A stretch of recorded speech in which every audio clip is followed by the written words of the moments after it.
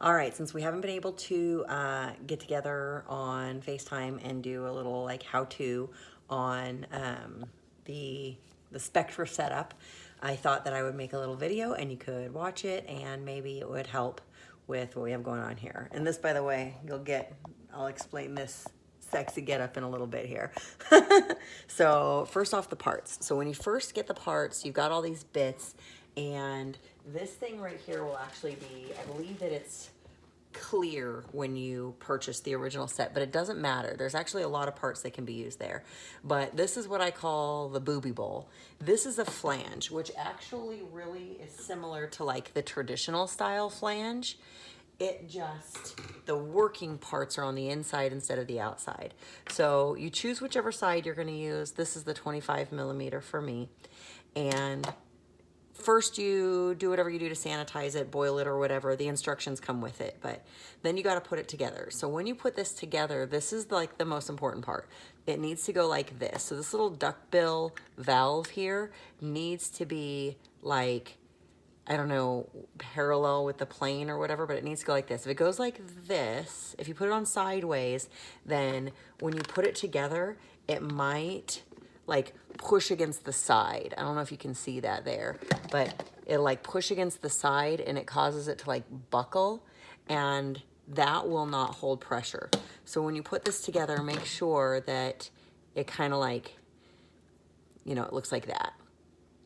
And that's like the most important little bit there. So then you put this on. And like I said, there's a lot of different things. So this is actually the medalla bit. It can go on too, but if you put it like this, it's gonna bang into the side of the bowl. You can't have that. So you put it on this way, and this will work. I mean, it doesn't have the flutter bit, but if it did, this will actually work as well.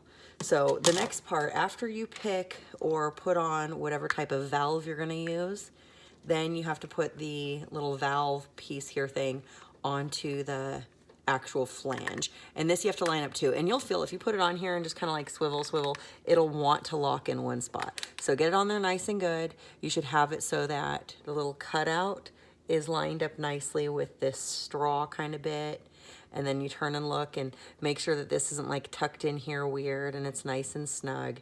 And once that's nice and snug, you can put this on and it snaps, and now you've got your whole setup.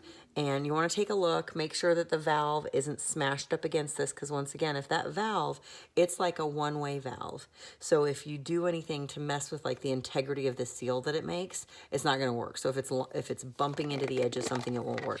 Now the ones that come with it are better. These ones are longer, and so they have to be lined up just right. Whereas the ones that come with it don't have to be lined up just right. But those ones will only work for so long if you're, pumping for a long time. So now you've got it all put together, and this right here is what you're working with to actually, to pump. This is what we call in our household, it's the booby bowl setup. All right, now here, let's see. Here I am in all my mommy glory. Got the mom hair, got the mom messy house, and I got my bra. I even drew on some little nipples here so that I can put this out on the web, and it won't hopefully interfere with me getting a job someday if it's seen by the wrong person. So you take the whole Freemies setup, and the way I do it, so usually I'm wearing like not a pumping bra because I'm at work, and I don't know, sometimes I am, sometimes I'm not. But so like, let's say you've got it together. I'll actually like lift my boob out like this because it gives me a lot of visualization, especially if I have a shirt on top. And then I will take this and I like grab my boob and I look and I get it all lined up and I look through, and you should be able to see your nipple inside the barrel of the flange. Yeah, so I get that one all lined up and I'm happy with it, and boom, I pop it on. So there's one, and then I turn, and an important thing when you're doing this is that this hole needs to be up. If the hole is anything other than up, you're going to lose milk, you're going to get a mess, you're going to get milk refluxing into your tubing, you're having a whole lot of problems. So the hole is up, the nipple's in the barrel, and boom, that one's set up. And then I do the other side because I always double pump, but you don't have to. You can pump one side and nurse the other. You could see how that would be super easy, right? Like, boom, feeding the baby, and you're not having to manage this one. Like the other one, you've got the whole setup sticking out and baby's trying to grab it. This right here, you know, any kind of cover or shirt can be pulled over it. So then this side over here, same thing. Have the straw part going up so that the whatever that the valve is down. I line it up with my nipple. I can see that my nipple is inside the barrel, and I'm happy. So when I look down, I have these two holes right here. Now this is my setup. I like to have some mobility. So I have a lot of extra tubing here, and then I also have a protector, a reflux or whatever protector. So this is my pump. It's the Spectra S9, I think, and always double pump. And then here's the little plug where if I only wanted to pump one side, I would do. Most double pumps have that. And my Spectra tubing, which is more like silicone. It's very flexible, and it comes down to my Spectra, like backflow protectors, I think they're called. And for the backflow protectors to work, they have to be facing the right direction. So you'll want to look at the instructions if you choose to put those in line as well. But they have to go the right way. And this is the right way here, so that you have like the bigger side on the side towards the machine, smaller side on the side not towards the machine. This right here is like a skinny little thing. You plug it in. This one here is bigger. I'm not going to pull it off because it's a beast to get it back in place. And then what I have connecting it, because this is Medela or Freemie tubing. It's a harder plastic. This is really like soft and rubbery. So I just cut off like a 1-inch segment of this soft rubbery stuff, and I just smashed it in there, and it's been working for, you know, Vi is now 11.5 months old, and I've used this exact tubing the entire time. I have another set somewhere. I might have switched it out at some point along the line. I can't be sure. But I found that this rigid tubing works a little better with this, but the softer tubing will work too. So I've got these little straws here, and I'm going to poke them in the little holes, and in they go. Now I'm set up.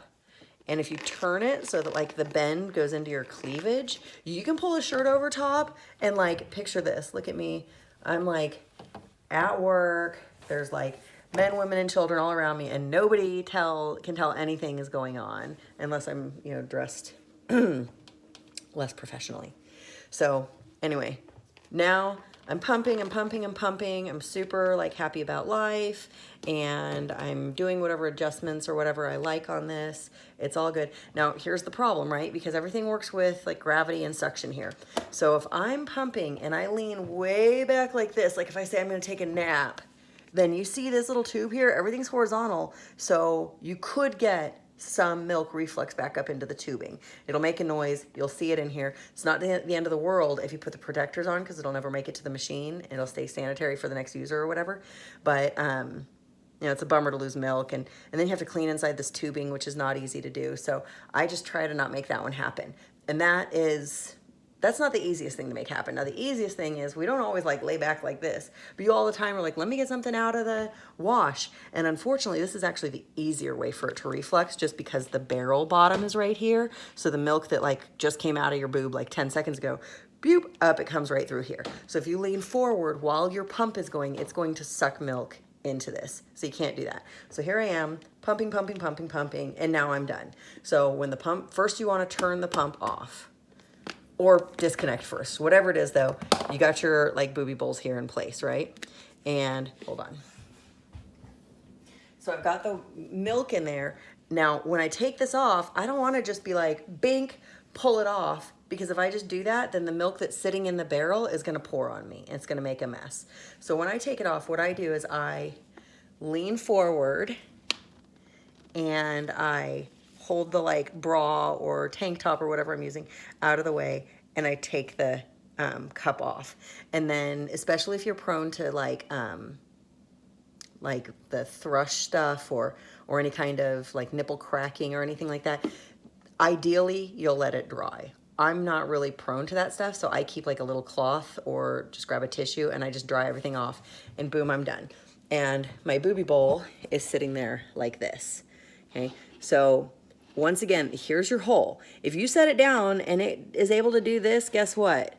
You're gonna lose milk, which doesn't work.